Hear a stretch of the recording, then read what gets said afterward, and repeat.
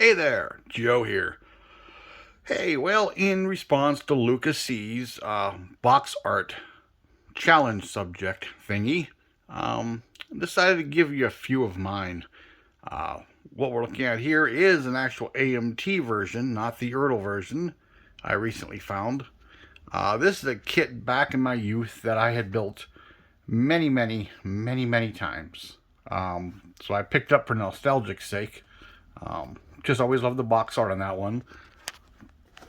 Definitely a kit that made you want to buy it.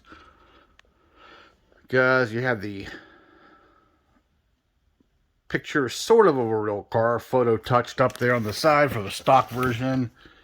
Oh, you had all the cool parts that just made you want to build it. So I did. I had built plenty of those. But there's a lot of kits, and there's a lot of kits I don't have that I can't show you the famous box art for. Here's one that's purely nostalgic. This is I believe 1997, let's see, 96. This is one of those special reissues. Excuse me, limited, I think it was, can't call it SSP or SRP or something like that back then. Where they would reissue some kit that was requested in limited numbers. However, I built the original version sometime in the mid-late 70s. Excuse me again. Dang it. I was probably 12 or 13, I think. Up until that point, I had model kits. I was in the hospital for a few weeks as a youth, and all my friends from school, of course, their parents actually bought them, brought model kits as gifts. And to keep me occupied, of course, I couldn't build them in the hospital. So I took them home, and I had the Dom Perdome funny car. I had the World War II Jeep. Had a motorcycle kit, and maybe one other. I can't remember what they were. Well, I tried building those, and I was a few years younger, probably around 10 or 11, and I totally glue bombed them together. There was no hope for those whatsoever. I'll show you some of my other stuff while I'm talking here. So anyhow, a few years go by, and it was a rainy Saturday, and my sister and I ran over the local pharmacy, and they always had toys and models there, and I seen this, the Hangman. So I picked it up, and along with a packet of Tester's paint and the tube of glue, and went home. And I built it. It was one of the first models I actually completed, and I painted it like whatever colors they requested in the instructions is what I painted it. And I went home, started on it, ate lunch, probably grilled cheese and tomato soup that Mom made. Went back in my bedroom, and all through the afternoon and early evening, I completed this kit. So I bought this one to redo it, but to do it nice. I only wish I still had it. I don't know if I blew it up with firecrackers after it was built or what happened to it, but it was the first whole model I actually finished.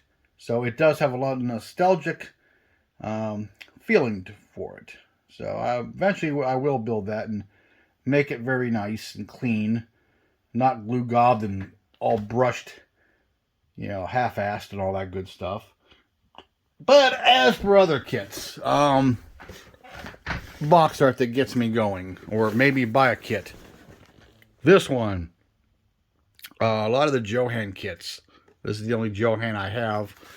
Just did it for me. These were the kits of my youth. Because after I built the Hangman, shortly thereafter, a hobby shop had opened up a few blocks over from the pharmacy, and therefore started my addiction. Now, I remember seeing this one on the shelf back then. I never bought it. I don't know why, I just never got it. This is the current reissue of it. So, hey, more nostalgia. I kind of like it. But yeah, I remember this box art. This is pretty much true to how it was, except now it says AMT by round 2, and all that good stuff. And it has a I'm sure on his box somewhere it probably has a UPC code. Yeah, on the bottom with all that legal information. GM this and GM license that. But yeah, that's a box art I liked. That hobby shop I probably spent every time I had any money at all. And that's when I used to get... my grandmother's boyfriend used to give me $5, $10. Sometimes he'd throw me and my sister a 20. And for $5, I could pick up a kit, a can of spray paint, and some glue or some bottle paint. It was really cheap back then. This would have been late 70s, very early 80s. And this is a kit. I remember when these came out. The GTX was with it. I think, what else was with it? Oh, the 429 Boss Mustang. That was with it. And I remember, this is the kit I bought a lot of. The AMT 69 Chevelle's another kit I bought a lot of. They don't have that one here. But then we go into modern kits. Talk box art. Let's talk Model King. Well, Mobius / Model King does some great box art. They usually do a mix of the actual built model, and this is sort of like a half art, half photo, like it was a touched photo or combined. But I always like that kind of stuff. But Mobius really has some killer. Well, here. Let's go over this way for a minute. Yeah, Mobius really likes this dealer brochure type of artwork. But, they squeeze in pictures of the actual kit also. I kind of like that. So you kind of know what you're getting. Never been a big fan of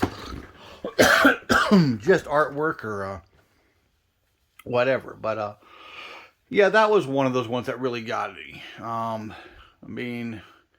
Like this reissue of the 49 Merc, that's way before my time. That Silverado, that's a memory kit. I remember when MPC first came out with really decent kits. That was one of them. It's about the same time the 66 Nova came out. There's a Mobius kit. The truck. I always liked that artwork. But yeah, a lot of this stuff is great. And then let's go over here. Let's go to trucks. Sorry for the darkness in this room. I need more light on this side of it. There's really nowhere to put any. But stuff like that. That makes you want to buy the kit and build the kit. It really does. It's very kind of real looking. If you know what I mean. It just like that. California holler. It just hollers out. Oh yeah, that's when trucking was trucking and men were men. And, they're out in the California desert hauling stuff, whatever it was, to stores and from factories to stores and to warehouses, all these kits, these reissued kits that have these. This one, here we go, like in front of the international dealer, parked out in the lot, just waiting for some young budding trucker fresh out of school with that loan, waiting to put his money down and become a trucker. That kind of stuff is just too cool. That artwork on the AMT C900, a warehouse in the background, just stuff like that. Just really appreciated it. But yeah, that's kind of my little view on artwork and box art. Again, Mobius, another brochure type artwork, but with photos of the actual kit on the side. Nice combination of artwork that way. It's informative, but yet with that kind of picture, it to me, it instantly springs the imagination. Like you see it and go, oh yeah, that's what that's what it would have looked like back in the day, the real thing, some worker guys out in the field doing something with it, and it's just better than just a car on a white background.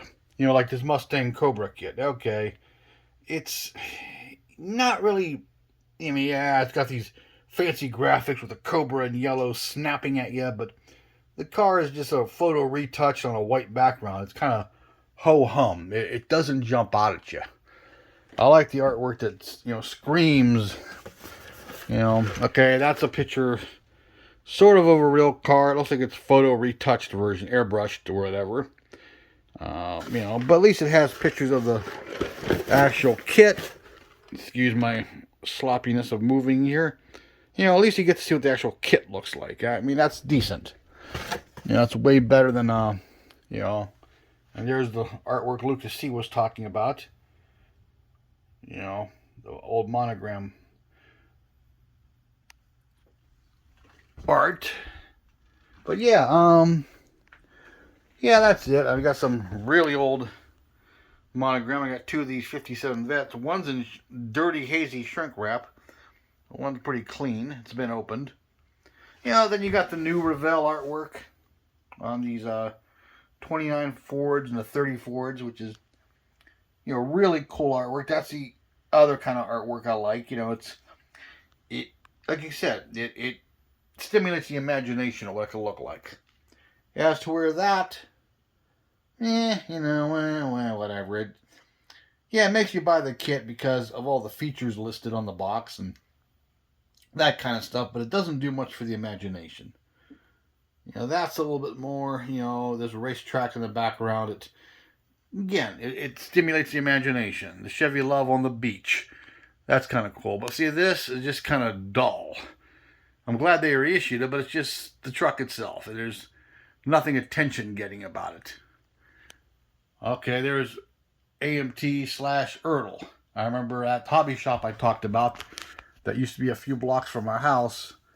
That's where I first learned of Ertl. This is one of the first kits I did. I did a couple of the big rigs. I did the super sport version of the Scout, you know, the convertible version with the top off of it and the cutout doors. I mean, here, there's artwork right here. This deserter truck. Sorry for the glare and the shadows. But, yeah, there's imagination to that. Even though everybody who has this kit or bought this kit, everybody complains, oh, where's the decals of that mountain scene? Well, that's not a mountain scene decal. That's just supposed to be the reflection of the mountains in the background. Yeah, it's kind of deceptive when you see that. But yeah, and there's more artwork up here, more Mobius. But like these Revell wheels kits, I got them for the sake of their Impalas. I like to have one of each year Impala.